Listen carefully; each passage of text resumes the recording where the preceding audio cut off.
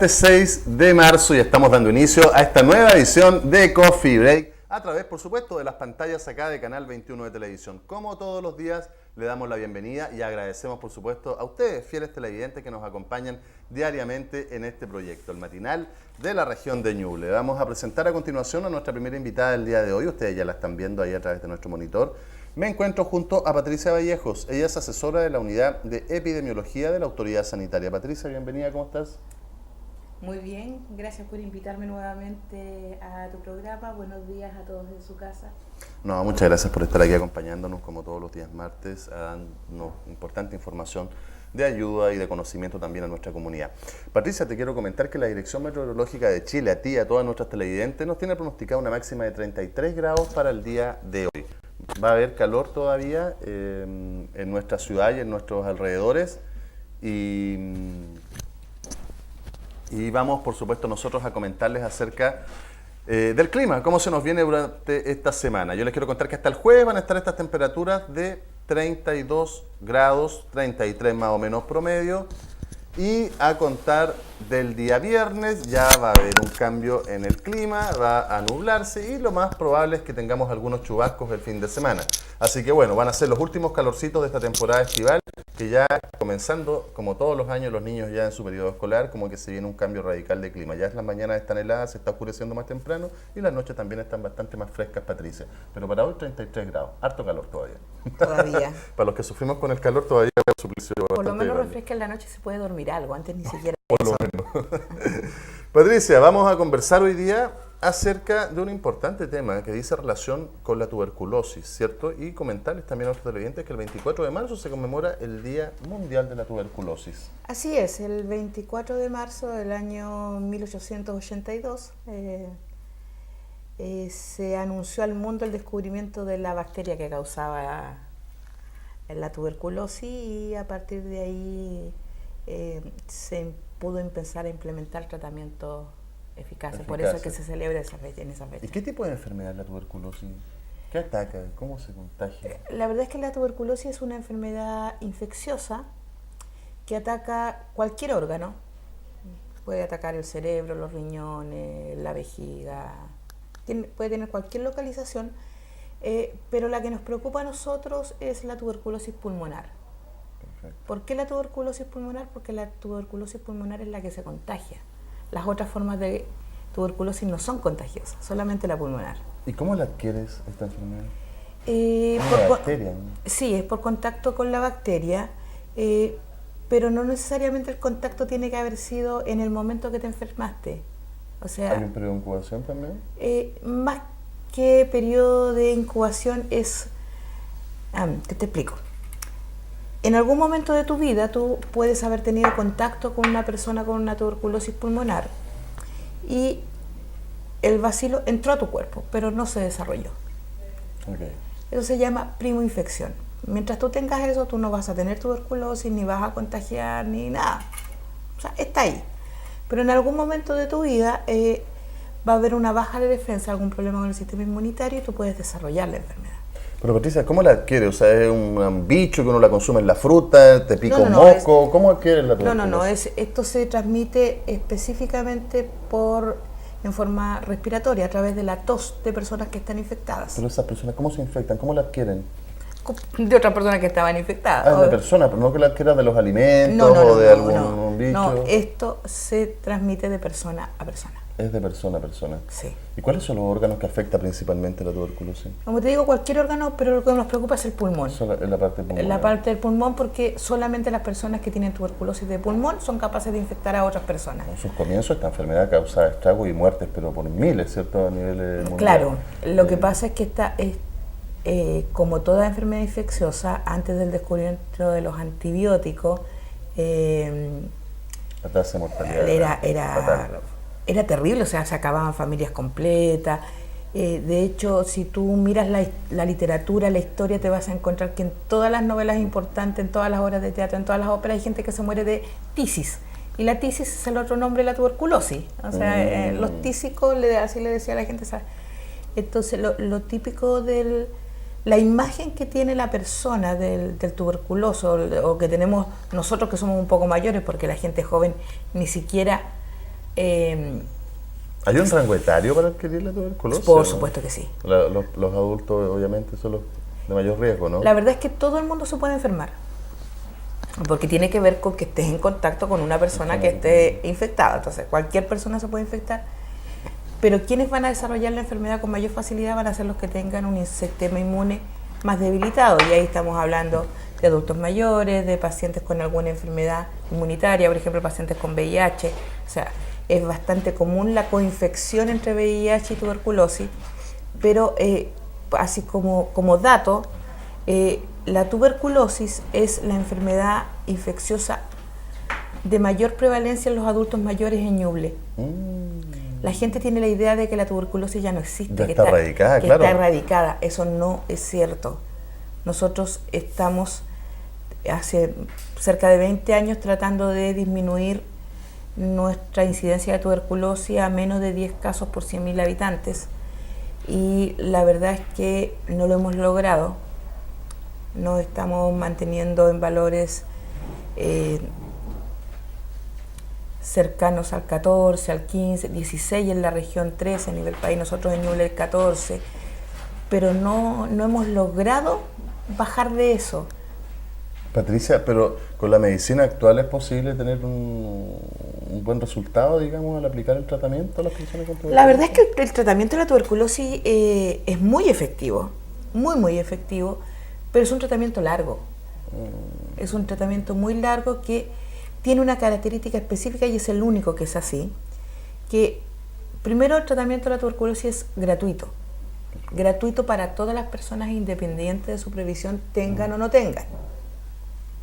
Segundo, es un tratamiento que es controlado. Ya los medicamentos que se usan para tratar la tuberculosis, a excepción de uno que es la rifampicina que se usa para otra cosa, no se usan para otra cosa que no sea para tratar tuberculosis. Entonces, esos medicamentos son controlados también y además la administración también es controlada. O sea, no es como en otras enfermedades que a la persona se le da el tratamiento para que se lo tome en la casa. No, el tratamiento se tiene que tomar delante del personal de salud que está designado para eso y tiene que asegurarse de que la persona se tomó el tratamiento. Patricia, ¿y qué precauciones se deben adoptar con las personas que viven con gente que tiene tuberculosis o visitas o alguien que llegue a tener contacto con una persona que tiene tuberculosis? Bueno, lo primero es que cuando se detecta un caso de tuberculosis, se hace un estudio a los contactos. O sea, a todas las personas que tienen riesgo de enfermar se le hace un estudio para saber si están infectadas o no. Si están infectadas, entran a tratamiento y en el caso de los niños se puede hacer una cosa que se llama quimioprofilaxis, que es un tratamiento preventivo. O sea, no la tienen, lo tratan preventivamente para que no se infecten. Eso es lo primero. Pero lo más importante en el caso de la tuberculosis es sobre todo la pesquisa precoz. La pesquisa precoz. Eso es lo más importante. O sea, ¿cuáles son los síntomas? ¿Hay algún síntoma característico? Lo típico de la tuberculosis, la tos con desgarro por más de 15 días, eso es un signo de que puede... La verdad es que debería tomársele una vaciloscopia a toda persona que tenga tos durante más de 15 días. Perfecto. Entonces, bueno, hay otros síntomas, pero ya hablan de una tuberculosis avanzada, como la pérdida de peso, la sudoración nocturna, pero lo típico es esa tos con desgarro por más de 15 días. Y a diferencia de otras patologías, en el caso de la tuberculosis, el examen para detectar tuberculosis pulmonar lo puede pedir cualquiera. Cualquier persona que trabaje en un centro de salud puede pedir el examen de tuberculosis, no tiene que ser el médico. No tiene que ser el médico. O sea, si usted es el técnico paramédico que toma muestras, si está sacando una muestra de sangre y hay una persona que tos y usted le pregunta ¿hace cuántos días que tiene esa tos? No, hace como un mes. Venga para acá. Le hace la orden él mismo, porque el examen es gratuito. Y como le digo, cualquier persona que trabaje en un centro de salud puede pedir el examen. Eso está autorizado así. Buenísimo. Patricia, y bueno, ¿se vacuna recién nacidos contra la tuberculosis o no? Sí. La vacuna contra la tuberculosis se aplica solamente a recién nacidos. Hace algunos años, hace hartos años en realidad, se aplicaba también en sexto básico, pero por las características epidemiológicas se decidió que se dejaba solamente la vacuna de recién nacido, que es la primera que se pone, y esa que les brota en el brazo, se les pone horrible, la típica. La verdad es que nosotros teníamos bien buenos niveles de vacunación de BCG, así se llama la vacuna. De hecho, eran los más altos de la región. Hasta que existe el 2011, la región tenía una tasa de vacunación del 93% de los niños, y nosotros teníamos el 100%. Pero la región ha subido, nosotros hemos bajado. Entonces, en estos momentos estamos con el 97%, que es bueno, no es malo. O sea, se supone que en esos niveles se produce un efecto que se llama efecto rebaño, que aunque tú específicamente no tengas puesta la vacuna, si todas las otras personas la tienen puesta, no existe. Pero la verdad es que yo sería más feliz con el 100%. Con el 100%, sí, por supuesto. Eliminar cualquier posibilidad para mí sería excelente. Hablamos un poquito hace unos momentos de las estadísticas, pues, de las cifras de Ñuble. ¿Te parece si las reiteramos entonces para que la gente también tome conocimiento de eso? Cifras. Bueno, nosotros durante el año 2017 tuvimos en Ñuble 64 casos de tuberculosis. 64, fue bastante, ¿eh? Sí. O sea, no es mucho en cuanto, pero para todos que teníamos la idea de que estaba erradicada completamente esta enfermedad, es bastante. No, tuvimos 64 casos durante el año pasado, tuvimos una incidencia superior al 14%, tuvimos una letalidad, o sea, el número de personas que fallecieron de esta enfermedad llegó al 1.6 por 100.000 habitantes. O sea, si tú sacas cuenta de que Ñuble tiene 480.000, o sea, multiplica y te vas a encontrar con 5. Sí. Ese es como el promedio. O sea, en realidad no. 5, 6 personas. Entonces, esa es nuestra realidad. Y la verdad es que nos hemos mantenido más o menos estable desde el 2011. Estas pequeñas variaciones, sube un punto, baja un punto, pero ahí se mantiene. El objetivo es disminuir a menos de 10. Ese es el objetivo, las metas en cuanto a la adherencia al tratamiento. Claro, no a la adherencia es tratarlos a todos. Yeah. O sea, no se nos debería perder ningún paciente. Pero igual se nos pierde uno que otro, pero se nos pierden algunos. Y eso genera otros problemas de los que vamos a conversar al tiro. Pero en la incidencia, nosotros queremos pasar a una fase que se llama de erradicación, realmente erradicar la enfermedad. Y eso significa tasas menores a 10. Claro. La verdad es que no hemos logrado hacerlo a pesar de que nosotros bajamos del 20 hace más de 20 años. Pero nos hemos mantenido en niveles sobre el 10 inferiores a 20. Porque también se da mucho en sectores más apartados, ¿no? Sectores más rurales o más que nada acá, sectores más urbanos. Lo que pasa es que tiene... Porque ahí me imagino que la gente por desconocimiento, por un tema logístico, por distancia, por dinero, por a veces motivo, es más difícil concurrir a un centro asistencial para poder diagnosticar la enfermedad, ¿no? La verdad es que no es el caso, porque como la tuberculosis es una enfermedad que tiene toda esta carga y tiene una ley atrás, porque la tuberculosis es una de las pocas enfermedades... Uno no sabe, pues uno puede estar tosiendo a un resfrío mal cuidado y ahí uno se y ahí termina, ¿no? Uno dice, pues estoy tosiendo, tengo tuberculosis. Claro, no. Es que la gente no piensa así porque tienen la falsa idea de que la tuberculosis está erradicada. Es por eso. No está erradicada. Claro, porque no está erradicada. Y el otro problema es que nosotros deberíamos tener, hay una cosa que se llama índice de pesquisa, que es cuántas vaciloscopías se toman en relación al número de consultas que hay en un determinado centro. La meta es 50. 50 vaciloscopías tomadas por cada 1.000 consultas. 50 por cada 1.000. Considerando que no todas las consultas son respiratorias. Pero resulta que nosotros estamos en 27. Y conte que somos uno de los que estamos bien. Estamos sobre la media nacional.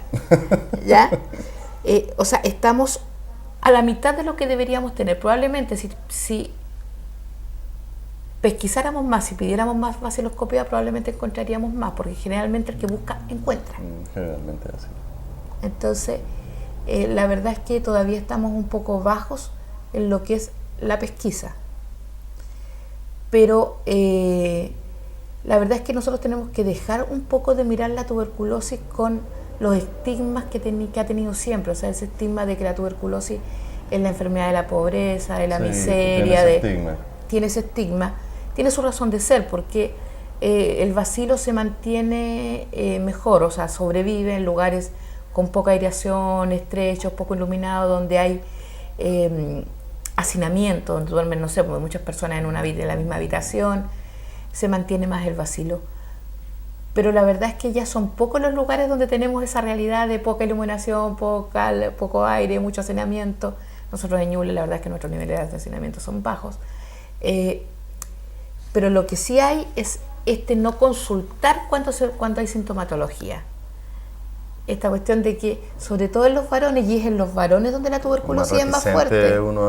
Claro, entonces, si tú miras los niveles, la incidencia, yo te hablaba de que en Ñuble estamos alrededor del 14, pero eso es un dato que puede ser mentiroso, porque en los niños y en las niñas la incidencia es poco mayor a 1. Yeah. Pero en los adultos mayores varones la incidencia casi llega a 40 por cada 100.000. Y en las mujeres está en 21 por 100.000, adultos mayores también. Entonces, claro, el promedio te va dando 14, pero tú te vas dando cuenta de que hay unos valores diametralmente opuestos según el grupo etario. Entonces, la tuberculosis es una enfermedad que afecta fundamentalmente a adultos mayores y también se produce bastante entre las personas de alrededor de los 60, por ejemplo. En el grupo de 55 a 64 no llega a los 39.2 que tienen en los adultos mayores, pero sí es superior a 20. No, sí es superior. Entonces, tiene que ver con eso, tiene que ver con que la gente tiene que entender que esta enfermedad no necesariamente se va a producir en el momento que estuvo en contacto con la bacteria, que si tú, o yo por ejemplo, que tengo 53 años, en algún momento de mi vida, cuando era niña, estuve en contacto con una persona que tenía tuberculosis y esa persona tosió y expulsó la bacteria y entró a mi organismo, esa bacteria está en mi organismo, está durmiendo en mi organismo.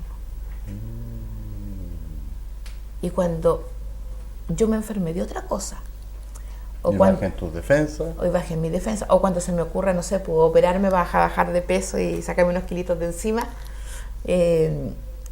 o cualquier otra cosa que disminuya mi sistema inmune, esa tuberculosis puede salir a flote y puede expresarse. Y yo puedo empezar a contagiar. Pero esto no es una cuestión de que, si yo estuve en contacto hace un mes con un tuberculoso y me hicieron todos los exámenes y salí súper bien y nunca me voy a enfermar. No es así. ¿Y cuáles serían las metas entonces, Patricia, para este año? ¿Cuáles son las metas? Las metas erradicarlas, me imagino, definitivamente, ¿no? Mira, yo creo que la meta es, primero, aumentar el índice de pesquisa. Eso es lo primero, para poder... y lo otro es que las personas terminen sus tratamientos. ¿Por qué? Nosotros tenemos un nivel de cumplimiento de tratamiento bastante alto, lo cual es mérito del servicio.